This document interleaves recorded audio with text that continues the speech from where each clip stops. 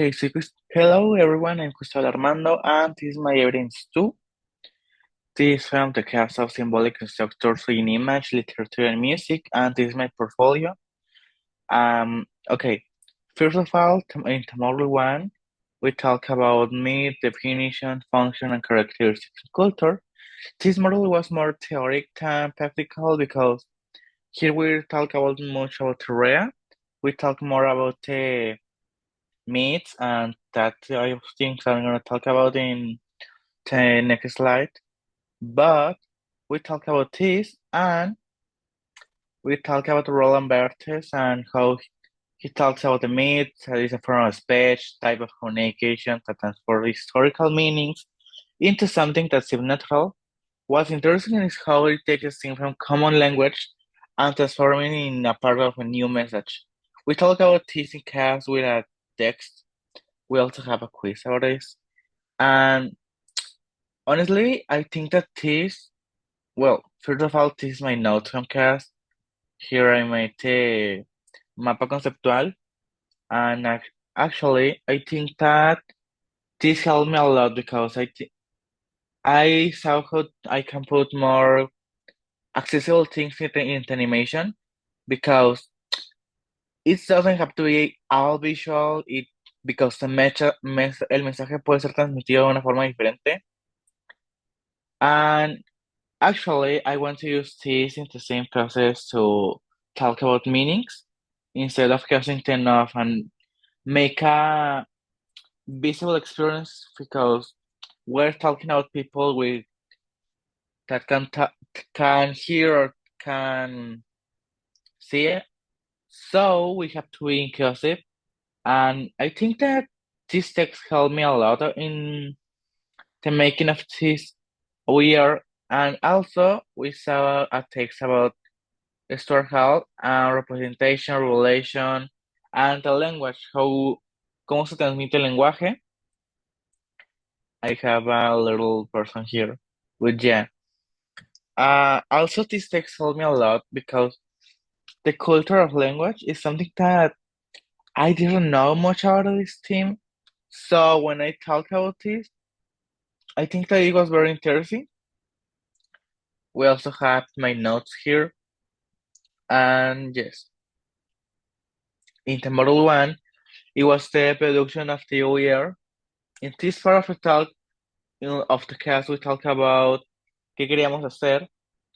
And here it was when we decided we want to talk about Leonora Carrington. Here we talk about, here is the correct slide. We talk about here, her, and in this section, it was when we said that we need to put subtitles on this because, yes, it was more inclusive. And also it was the process when we researched over here, investigamos mucho acerca de ella, y pues realmente fue muy interesante. It was very interesting because Leonora is a very good painter, and also, personally, I didn't know that she had these the Vacaciones del Esqueleto. I didn't know about this one, so it was very interesting.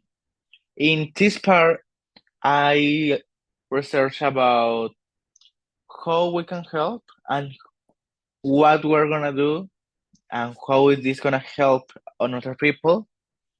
And I say that this OER encourages empathy, creativity, and social integration because art is for everyone.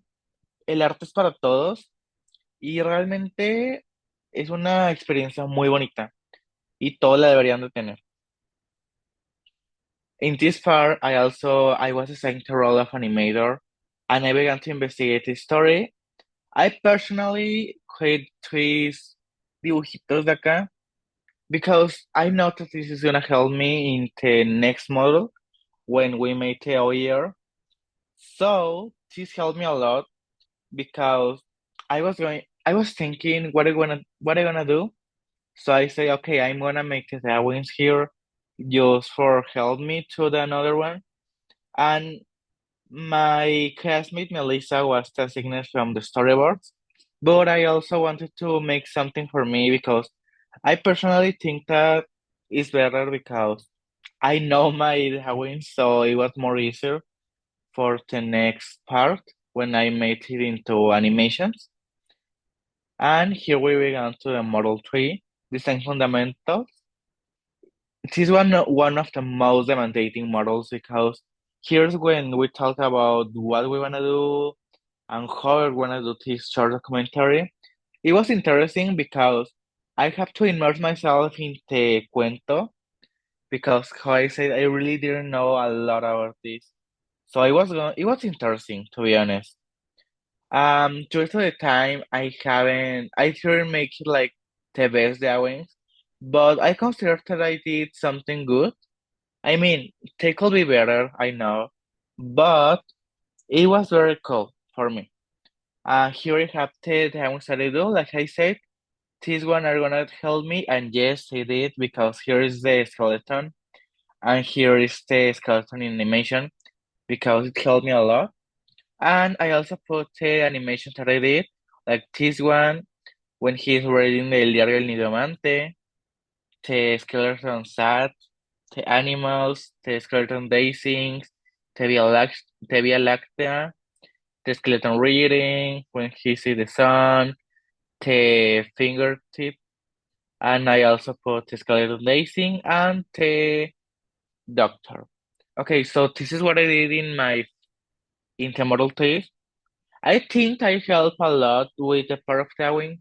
I know I could do more, but I am pretty satisfied with what I did because it was a very important part of the animation and of the OER. Like you see, I made a lot of drawings, animation, photogramas. It was very cool, honestly, because I haven't drawn skeletons in a long time. So it was cool. And here I have this, and thank you very much for this work because I honestly I never think that I'm gonna do something like this, animation documental that was inclusive for everyone, for people who can hear and the one who can't. So honestly, it was very cool because I think I learned a lot. Aprendí demasiado en esta tarea